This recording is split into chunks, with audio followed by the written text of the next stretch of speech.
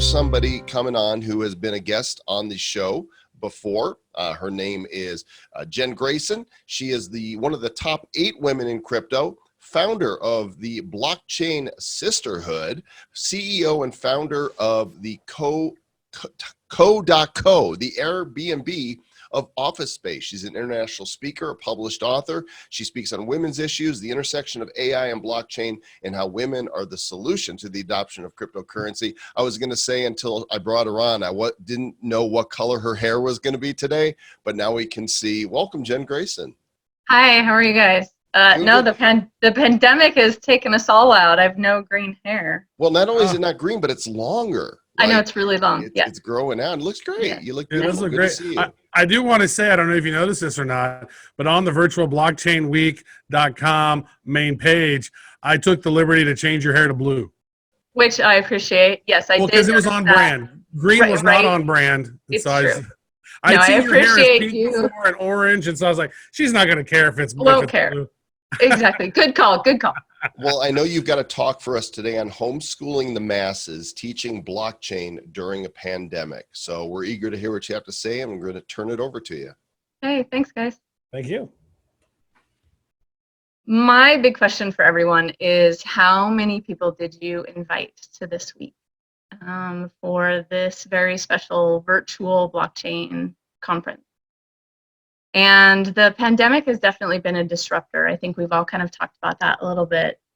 And as I've been trying to figure out how to homeschool my 7th and 5th graders through online schooling, which I definitely wasn't prepared for, it's made me think about what education really means and what I'm finding and what I think a lot of us have thought about with blockchain and digital currency and Bitcoin and all of those new technologies that we've been really excited to see exploring. We've thought about what that means in the pandemic and the coming future and the new normal that most of us want. And a lot of us have been asking for educators to come in and really look at making sure that we're teaching the masses what's happening and what's going on. And when I look at the speakers that we have in this week, all of the speakers that are here with me this week, they are so much more knowledgeable than I am. Brittany and Brock and Tron and Caitlin, they have such a massive knowledge base that I don't have. But when I think about the people in my neighborhood and the parents of the kids that my kids go to school with, I know more than they do about some things. So as we think about homeschooling and what that's done for a lot of us as parents, what I've learned is we only have to be one step ahead. We only have to know a little bit more than those other people.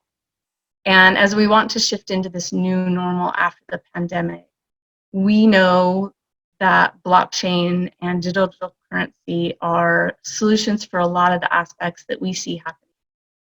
When we see our neighbor down the street who is worried about their business closing, or who isn't getting a stipend check and it's taking forever to get there, and we see a lot of the friction that we know could go away from blockchain, those are amazing opportunities for us to be educators and for us to start homeschooling the rest of our neighbors, the rest of the 90% that doesn't know as much as we do.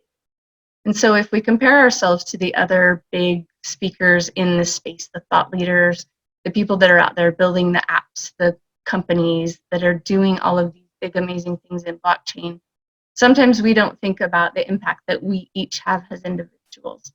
So when I ask you who you invited to this week, this was a great opportunity for you to educate someone in your circle, because they didn't have to fly to LA, they didn't have to fly to Miami, they didn't have to fly to Portugal. All they had to do was hop on a Zoom conference. So you had all week to look at the agenda and pick out one, just like you would a Netflix, and that you could share with someone in your circle, whether that was a sister or a neighbor or somebody who's been asking you about Bitcoin or who's been making fun of Bitcoin or who doesn't understand how any of it works. That was an opportunity for you to educate. And as we think about that going forward, we've all kind of been waiting, at least I know I have been. I've been waiting for somebody else to step up and start educating the masses and to bring them along, because after all, most of us had to learn it on our own. I had to learn it out of a fire hose. Most of us have all had that experience. But we've done it with great gusto because we see the value of this technology. We see the value of this community. We see the value of open source and the way it's shifting how business gets done. So as we move into this new normal post-pandemic, I want you to think about who it is in your circle tomorrow to invite people. Go through tomorrow's agenda, look at one that you can share with someone, invite people to come. As you think about the meetups that are going to start happening as we shift into opening up our countries and nations again, think about who you want to invite, because you get to start being the educator. And even though you think that you might not know enough to be an educator, you do. You know more than the masses out there. When I have to teach my 5th and 7th graders geography and multiplication tables, I only have to know a little bit more than they do. Right now with technology and everything that we have going on, there are amazing ways to start educating. If you even want to take it one step further than inviting someone to a virtual conference or a meetup, you can go to Anchor FM and you can do a podcast, which is crazy simple. You don't have to have any tools. You can go to Kajabi if you want to do courses. You can, obviously, there's YouTube. So there are a lot of ways to start educating, even within your little circle. You can start a meetup. You can invite people to things. So what I really want everyone to start thinking about is, what are ways that you can start impacting people? You know more than most of your friends about stuff, whether that's digital currency or blockchain or Bitcoin or wallets or the halvening. There's a way somehow to start these conversations with people and start educating them. One other thing that I want to say is, while we all have lots of time while we're at home, and a pandemic seems like the perfect time to create a new app or to start a new company or build a new blockchain or start educating people with a new podcast, we're also going through something that is new and unfamiliar. And so we also get to be kind to ourselves, and that gets to be another way that we get to educate as well. And we get to make sure that our friends are taking care of themselves and that they're not beating themselves up because their new app isn't ready to launch when they thought it was going to be, that their raise isn't ready as soon as they wanted it to be, that the blockchain is taking longer to build. We get to be kind to ourselves during this. And I know that we all have amazing skill sets and amazing ways to educate. And so we are the educators that we've all been waiting for. So start teaching someone and invite someone tomorrow to the homeschool, not to the homeschool, to the blockchain conference.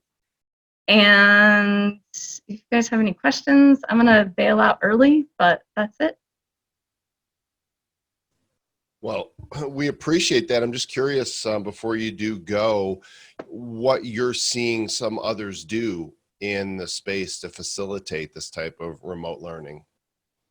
The courses have been the biggest thing, both YouTube videos about even simple things of how to do a wallet, what is Bitcoin, these really simple blockchain 101 things. So YouTube videos, I've seen a couple people start courses, and that's all it really takes to get started.